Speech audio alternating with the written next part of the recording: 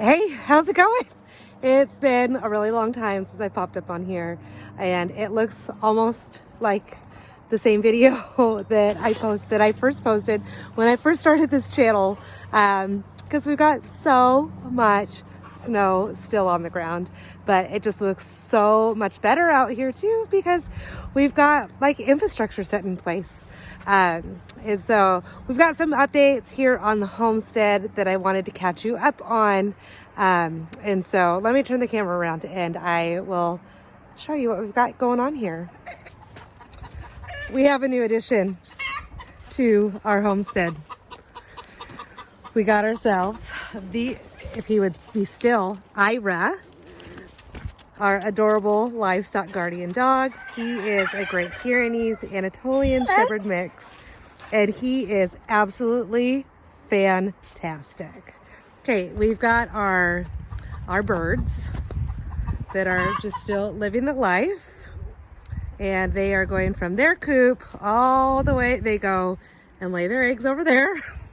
They go into Ira's house. So if you remember, we built this for the turkeys, and the turkeys absolutely hated it and moved into the chicken coop. So this structure and fenced off past paddock area has just been sitting empty like all winter long, and so we have turned it into to Fort Ira, and so this is where Ira lives.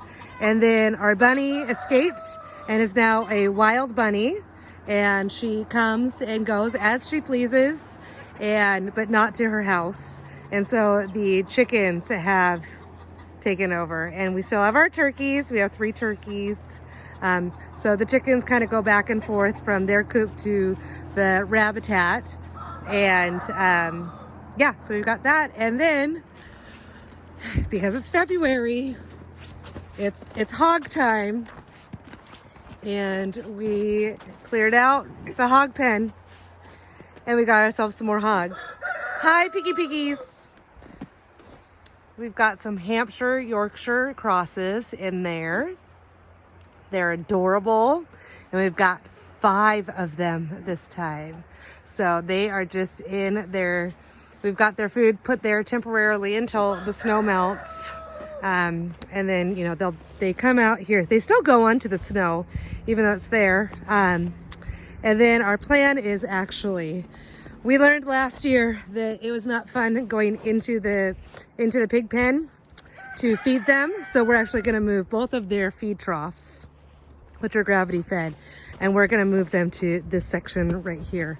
So we're going to get a couple of 2x6s to span this space here, and then we'll be able to attach the gravity fed feeders to it there, so then the piggies will have access there, and we can feed them from the outside, so we don't have to risk our lives with hungry piggies. But there they are, and still battling with our water issue. I am going to be looking to see if I can't get another one of these water barrels, rain barrels, and see if it has a smaller hole in it, because our nipple just does not work. It keeps leaking, and it just has proven to be very challenging to keep clean water for the pigs. And I know that is the ideal way to keep clean water for the pigs. So I am going to continue to try to remedy that. If you happen to know or have any ideas or links or anything onto how I can remedy our rain barrel pig water system, that would be greatly appreciated. Just go ahead and drop it in the comments below so that I can get that figured out, because our water system that we had for the pigs last year was less than ideal, and we are starting out with a less than ideal situation here again. The pigs that we got this year, they were already raised on a water barrel nipple situation, so they already know how to do that, so that they're not going to have to be retrained or learn or be trained on how to drink out of a nipple. So fingers crossed we are able to get that figured out.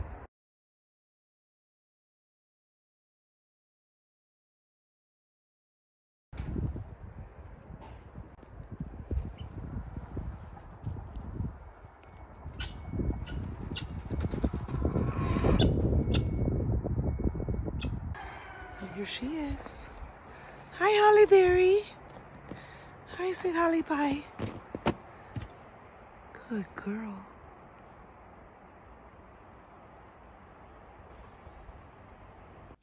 Another thing that I did was at the very end of December, I was just itching for something green because we've got so much snow outside and we still do. It just snowed yesterday. We got another like 5 inches. And so it's okay. It's Northern Idaho, North Idaho living, and that's what we get.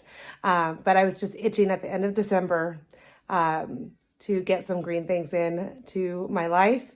And so I started some seeds. I started a bunch of basil so that I could make pesto. And then I did some kale and spinach and parsley as well. So I'll flip the camera around and show you guys how everything is doing. All right, so I started them in all of their little 6-pot cells on a heating mat and with a dome and everything, and then they've all done pretty well.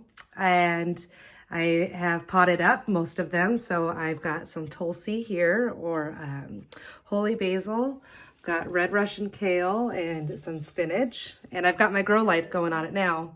And then, oh, dill, I've got some dill in here, and then I've got a sweet basil and a Genovese basil, which they're looking kind of sad right now, so need to add some water. And then some chives, and then my parsley. And I've already harvested basil and made pesto, and it has been just such a fantastic addition to our winter living here. It's just been so nice to have some fresh greens in our diet and in our house. And so there's hope yet.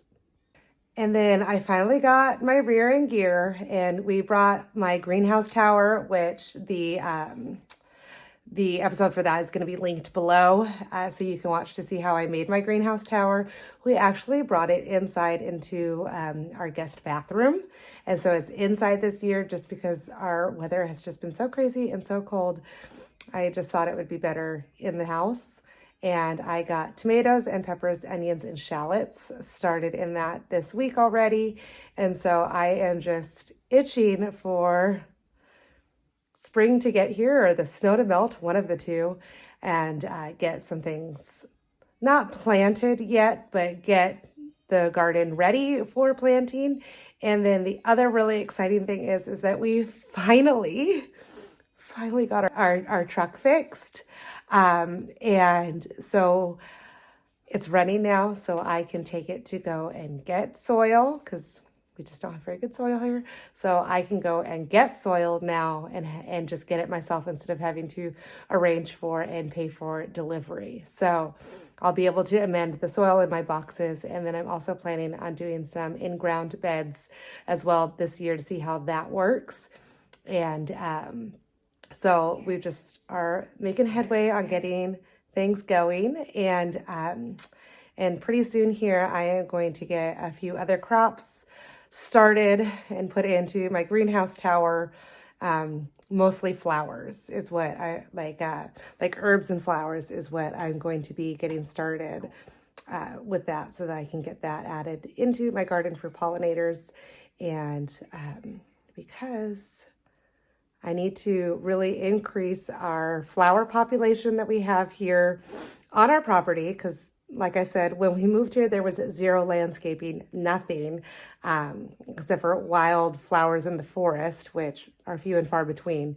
And I really want to get some honeybees, but I feel like to be a good steward for my honeybees, I need to ensure that they have 3-season food in our property. And so I really need to build up and bulk up our flower population and wildflowers and pollinator flowers and pollinator friendly flowers and all of those things, so that I can do the best to support my bees when I finally get them, which is probably going to be next year, but life is crazy. So we'll keep you posted on that. But I just wanted to thank you so much for watching. Make sure that you hit the subscribe button and ring the bell so that you get notified when I do post more videos. And hopefully I will get better at that for 2023 to kind of show what we've our progress and all the things that we've got going on here at the homestead. So again, thanks for watching.